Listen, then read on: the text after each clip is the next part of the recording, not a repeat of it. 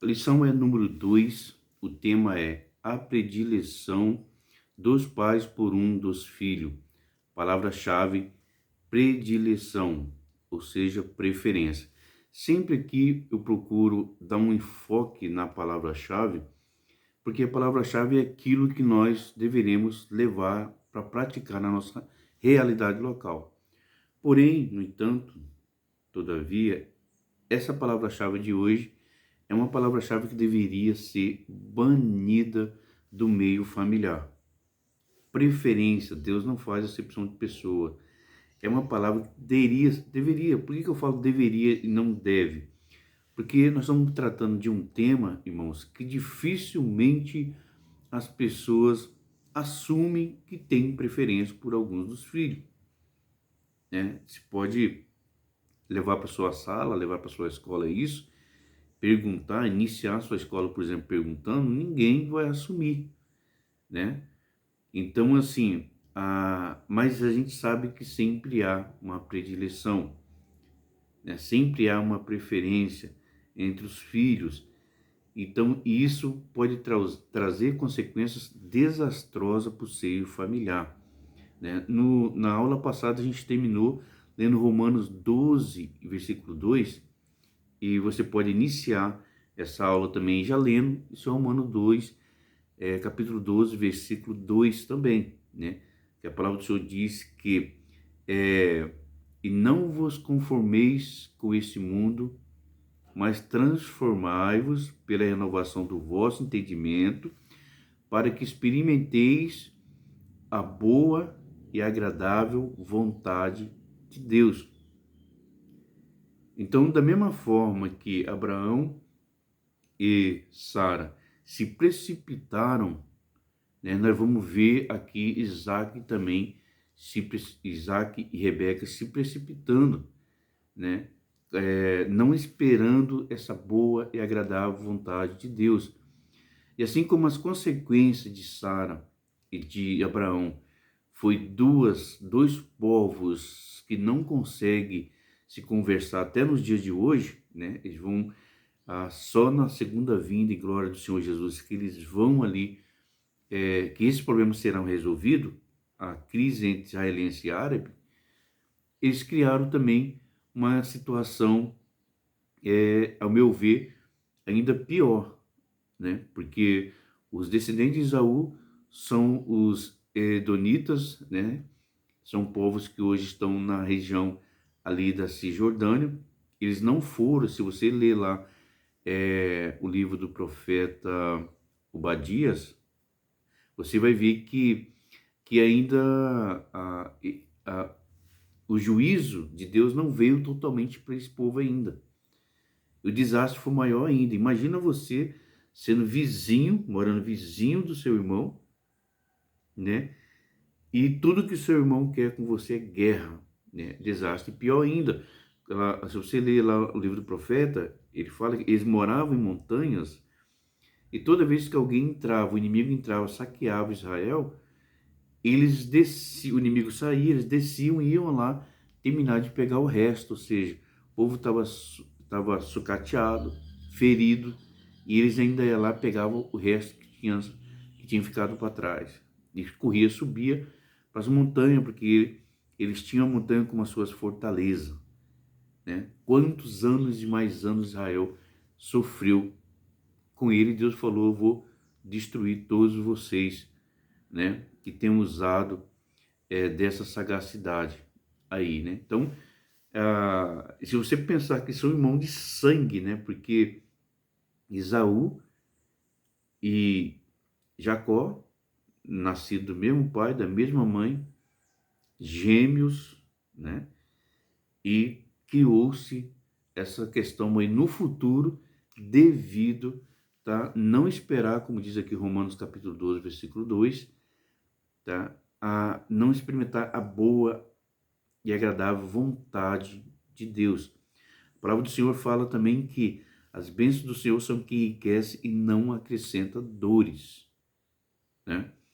E logo no textual é importante que o versículo textual, porque ele fica escancarado também a predileção dos pais, né? Ela fala que amava Isaac a Esaú porque a caça era do seu gosto. Mas Rebeca amava Jacó. Então existe um porquê ali. Isaac amava Esaú. Por quê? Porque a caça era boa. E a Rebeca amava Jacó porque amava, né? Não tem um porquê ali explícito no versículo. Que nos leva a entender, olhando o contexto da história, você vai ver que geralmente a mãe sempre é mais observadora, né? Está mais ali observando, está mais vendo o filho de perto. E antes de eles nascer, já tinha ocorrido aquele episódio de os dois lutando no seu ventre. Ela orou a Deus e Deus falou para ela: existem dois povos dentro de você, né? Se você for olhar na Bíblia, você não vai encontrar um versículo que ela chegou para Isaac e disse: olha, eu orei ao Senhor, o Senhor me falou isso, né? Você não vai encontrar um versículo assim. Mas a gente entende, alguns entendem, né? Que provavelmente ela tenha falado, né? Se você for ver ao fundo da história, dá uma sensação de que parece que ela não falou para ele, porque a, a predileção dele pelo Esaú era pela caça, né? Então, o filho mais bruto, mais rústico, que tinha as melhores caças, e talvez ele se gabava disso: pai, eu peguei essa caça e foi assim, foi assado, né? Quebrou o arco, eu peguei na mão, peguei no braço, corri atrás, armei emboscada, né? Então o pai amava as histórias, e aí, mas também o sabor, né? A caça que era preparada por Isaú. E por causa disso, ele fazia vista grossa diante dos flertes, vamos dizer assim, né, de Esaú com as mulheres cananeias. Ignorava, né? Fazia vista grossa mesmo. E ouvido de mercador, que é um ditado também que se usa muito, talvez quando a Rebeca falava para ele: olha, Esaú tá assim, assado. E Rebeca vendo tudo isso, vendo Jacó mais pacato, mais caseiro, ajudando ela em casa, provavelmente, e não fretando com essas mulheres cananeias, moço mais simples, como diz a palavra, tinha preferência por ele, e também sabendo que Deus tinha falado para ela, né? Que Deus tinha dito para ela que ele era o menor e ia dominar sobre o maior. E aí, o que nós podemos ver lá no terceiro ponto? Você já vai ver o problema da predileção dos filhos na família. E aí o foco dessa lição tem que ser Rebeca e tem que ser Isaac, porque senão, se você começar querer justificar erro de Esaú e Isaac, de Esaú e de Jacó, você vai começar a fugir do tema da lição, a sua lição vai ficar muito grande, aí você não vai conseguir concluir ela. Então, foca em Isaac, foca em Rebeca, tá?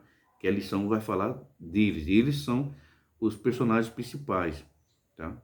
Por isso que o tema fala a predileção dos pais por um dos filhos.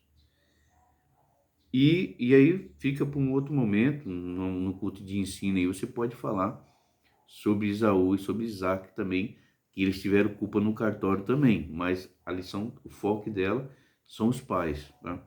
Então você vai ver que Isaac não percebeu que havia algo superior em relação, tá, aos dois filhos, e que o Senhor agiria para que nenhum dos dois filhos se sentisse prejudicado. Então, se nenhum dos dois tivesse predileção pelos filhos, os filhos iam seguir o curso normal da vida, e eles iam ter atrito mesmo, eles iam ter, porque a palavra do Senhor fala, um vai dominar o outro. Só que Deus sabia, na sua presciência, em todas as coisas, e se não houvesse interferência dos pais, se os pais não fossem afoitos e quisessem antecipar, por exemplo, o que Deus tinha prometido, nenhum dos filhos ia se sentir prejudicado, né? Ia ter os problemas lá deles, e como eu disse lá, a bênção do Senhor elas não acrescentam dores, tá bom? E aí tem a Rebeca também que resolveu interferir na ordem dos fatos, sem consultar a Deus, e antecipou a bênção patriarcal para o filho menor. Então, Isaac correu, quis antecipar, porque Isaac,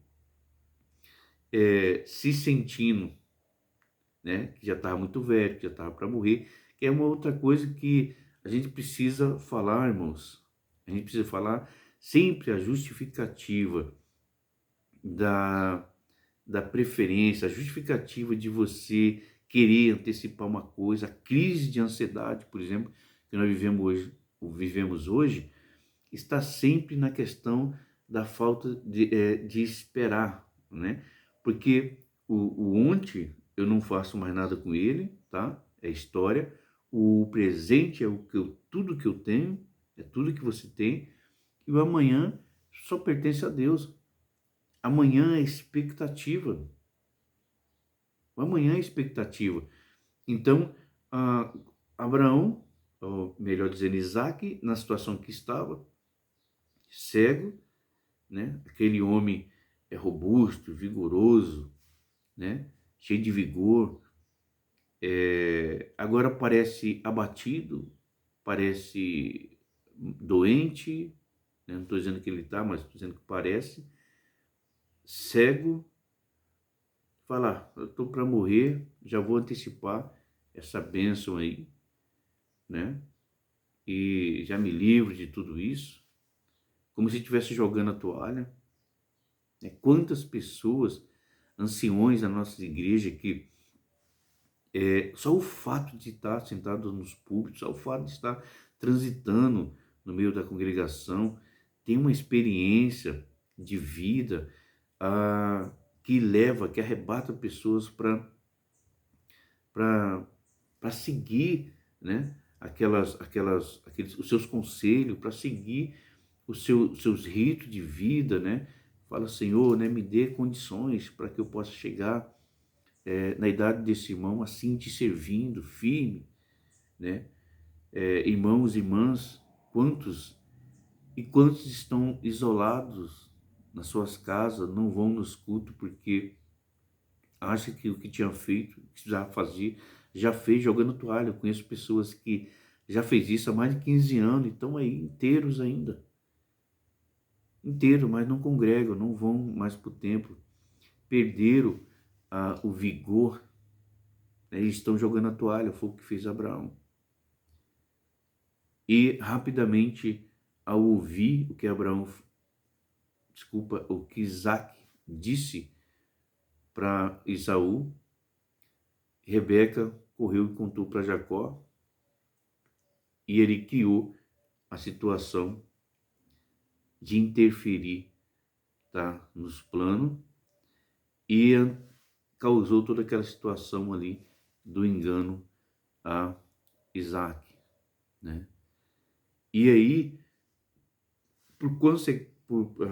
a consequência disso que nós vamos ver é que Isaac viveu muito mais tempo, Rebeca faleceu, mas antes disso sentiu, né? Ela não queria perder os dois filhos, ao mesmo tempo, numa tragédia de um matar o outro. Mas ela teve que perder Jacó, ela nunca mais viu Jacó. Jacó teve que ir lá para a terra de Harã, onde morava seu irmão, e nunca mais o viu, né? Perdeu seu filho predileto. Depois, Jacó teve contato com seu pai ainda, mas já com a família, né? Bem depois, quando houve o encontro de Jacó com Esaú, que eles se abraçaram, né? E choraram, não estavam lá os pais para ver. A consequência na família foi desastrosa. Foi desastrosa por causa de atitudes precipitadas. Atitudes precipitadas. A precipitação é eu querer prever, eu queria acelerar o que vai acontecer amanhã, o que pode acontecer amanhã, porque amanhã é uma expectativa. Que Deus nos guarde, que Deus nos livre. Não faltou a Isaac como líder da família a habilidade da sabedoria. né?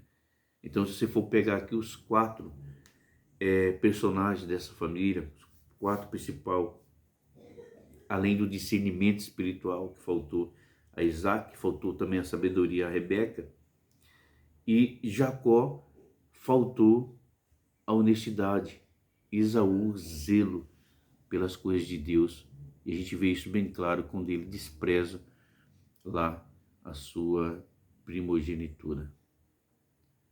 Leva isso para a sua escola, tá? Hoje, nessa aula, nós não podemos aplicar, né, como modo de vida, a palavra-chave, predileção. Na verdade, a predileção nós temos que banir do meio familiar. Não pode haver preferência. Não pode haver preferência. A preferência causa um desastre no meio familiar. Que Deus guarde a sua vida, a sua família. Que Deus abençoe toda a sua casa, a sua igreja, aí na realidade local, uma bênção especial. E querendo o Senhor, nós nos encontramos na próxima lição.